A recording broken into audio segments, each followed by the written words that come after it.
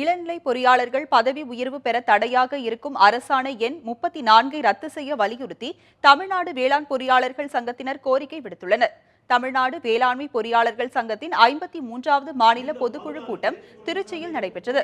இதில் வேளாண்மை துறையில் காலியாக உள்ள 106 உதவி செயற்பொறியாளர் பணியிடங்களையும் உதவி செயற்பொறியாளர் மற்றும் இளநிலை பொறியாளர்களுக்கான 3க்கு 2 என்கிற விகிதாச்சாரத்தின் அடிப்படையில் நிரப்ப வேண்டும் என்பன உள்ளிட்ட 5 தீர்மானங்கள் நிறைவேற்றப்பட்டது. பதவி உயர்வு பெற தடையாக இருக்கும் அரசாணை எண் 34 உடனடியாக ரத்து செய்ய வேண்டும் என்றும் அப்போது வலியுறுத்தப்பட்டது. இந்த கூட்டத்தில் 100க்கும் மேற்பட்ட வேளாண்மை பொறியாளர்கள் மற்றும் இளநிலை பொறியாளர்கள் கலந்து கொண்டனர். கடந்த 2015 அரசாணை எண் 34 17/2/2015 ஒரு அரசாணை பிறப்பித்து உதவி பொறியாளர் மட்டும்தான் உதவி செயற்பொறியாளர் ஆகலான்னு ஒரு அரசாணையை பிறப்பித்திட்டாங்க.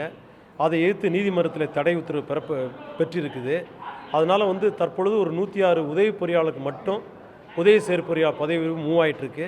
அதனால் மாண்புமிகு அம்மா அவர்கள் நிச்சயமாக எங்களுடைய கோரிக்கையை ஏற்று இளநிலை பொறியாளரும் உதவி பொறியாளர் ஆவதற்கு அந்த அரசாணை ரத்து செய்வாங்க நம்பிக்கை எங்களுக்கு இருக்குது.